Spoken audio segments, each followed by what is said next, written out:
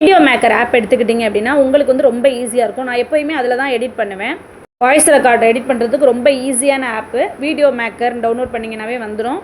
அதுக்குள்ளே என்ன போயிட்டீங்க அப்படின்னா இதில் வந்து கேமரா இருக்கும், ரெக்கார்டிங் இருக்கும், எல்லாமே இருக்கும். பட் நான் எதுக்குமே யூஸ் பண்ண மாட்டேன். நியூ ப்ராஜெக்ட் அப்படின்னு இருக்குது பார்த்தீங்களா, அதை டச் பண்ணிங்க அப்படின்னா நம்மளோட வீடியோஸ் கேட்கும்.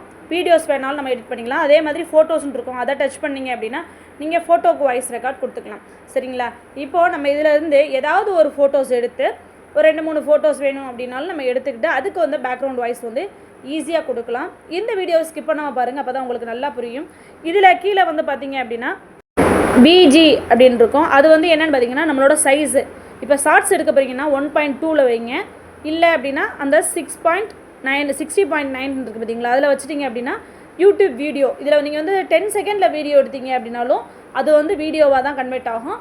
மற்றபடி நீங்கள் 1.2 வச்சிங்க அப்படின்னா அது நீங்கள் 3 நிமிஷம் ஆனாலும் அது வந்து ஷார்ட்ஸாக தான் மாறும். சரிங்களா? ஸோ இதை வந்து கரெக்டாக பண்ணிக்கோங்க. பண்ணிக்கிட்டு நம்ம என்ன பண்ணுறோம் அப்படின்னா எனக்குள்ள மைக் மாதிரி இருக்குது பார்த்தீங்களா, அந்த சிம்பிளை வந்து ஆஃப் பண்ணிடணும். இது எதுக்கு நம்ம ஆஃப் பண்ணுறோம் அப்படின்னா நம்ம வீடியோஸில் பேக்ரவுண்ட் வாய்ஸ் இருக்கும் பார்த்தீங்களா, ஏதாவது கத்தலாம், குழந்தைங்க அழுதலாம், ஏதாவது ஒரு சவுண்ட் இருக்கும், அதை வந்து மியூட் பண்ணிக்கலாம். இல்லை நம்ம ஏதாவது ஒன்று மியூட் போட்டிருக்கலாம்.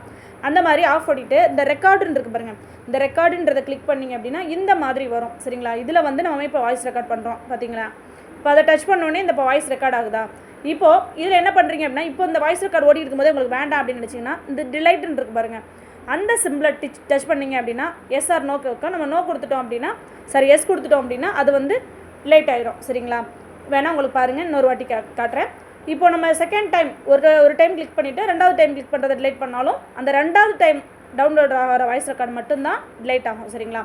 இந்த மாதிரி நம்ம ஈஸியாக பேக்ரவுண்ட் வாய்ஸ் வந்து சூப்பராக கொடுத்துக்கலாம். கட்டாக ஒன்றா சிங்கிள் கட்டில் சூப்பராக பேசி கொடுத்துக்கலாம். இல்லை நம்ம வாய்ஸ் வேறு மாதிரி சேஞ்ச் பண்ணி கொடுக்கணும் அப்படின்னா அந்த ஓரத்தில் இருக்கிறத கிளிக் பண்ணிங்க அப்படின்னா மேன் வாய்ஸ் உமன் வாய்ஸ் கேட்கும். நம்ம அந்த மேன் வாய்ஸ் வந்து கிளிக் பண்ணோம் அப்படின்னா இந்த மாதிரி அந்த குரல் வந்து லைட்டாக ஆண்கள் வாய்ஸ் மாதிரி இருக்கும். அடுத்தது உமன் வந்து ட்ரை பண்ணோம் அப்படின்னா பெண்கள் வாய்ஸ் மாதிரி இருக்கும். இதே மாதிரி மான்ஸ்டர், சைல்டு இந்த மாதிரிலாம் இருக்கும். நீங்கள் கிளிக் பண்ணி நீங்கள் ஏதாவது ஒரு ஃபோட்டோ கூட சும்மா எடிட் பண்ணி பார்க்கலாம் ஈஸியாக. அப்போ தான் உங்களுக்கு எதையுமே எடிட் பண்ண தான் ஈஸியாக கற்றுக்கிற முடியும். இந்த ஆப்பில் வந்து வாய்ஸ் ரெக்கார்டு வந்து எனக்கு பேக்ரவுண்ட் வாய்ஸ் வந்து கொடுக்குறது ரொம்ப ஈஸியாக இருக்கும். இதை தான் நான் வந்து 3-4 இயர்ஸாக வந்து நான் பண்ணிக்கிட்டு இருக்கேன். இது ரொம்பவே உங்களுக்கும் நல்ல யூஸ்ஃபுல்லாக இருக்கும்.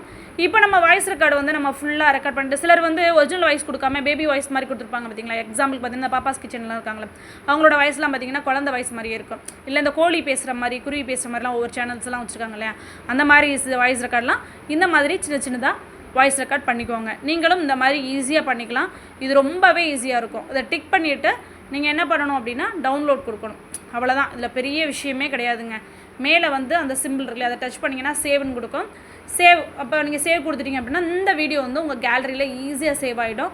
இதை வந்து நீங்கள் யூடியூப்பில் டவுன்லோட் பண்ணிக்கலாம். ஓகேவா? இல்லை நான் ஷார்ட்ஸாக போட போகிறேன்னா ஷார்ட் பண்ணி இன்ஸ்டாகிராமுக்கு சைஸ் இருக்குது, இன்ஸ்டாகிராம் இமேஜ் மாதிரி இருக்கும். நீங்கள் அதை அந்தளவுக்கு சைஸ் டவுன்லோட் பண்ணிக்கிட்டீங்க அப்படின்னா உங்களுக்கு அதுக்கு தகுந்தாப்புல வீடியோ இருக்கும். இதே மாதிரி சின்ன எடிட்டிங் டிப்ஸ் தெரியலை அப்படின்னா கமெண்ட் பண்ணுங்கள். சூப்பராக ஈஸியாகவும் உங்களுக்கு புரிகிற மாதிரி ஒரு ஆப்பில் நானே சொல்லித்தரேன். வீடியோ வந்து நீங்கள் வாய்ஸ் ரெக்கார்ட் கொடுக்குறதுக்கு இல்லை நல்லா எடிட் பண்ணுறதுக்கு வந்து உங்களுக்கு வந்து வீடியோ மேக்கர் வந்து ரொம்ப ஈஸியாக இருக்கும். இதில் வந்து வாட்டர் மார்க் வராது. இதுதாங்க அதோட ப்ளஸ் பாயிண்ட்டே. சரிங்களா?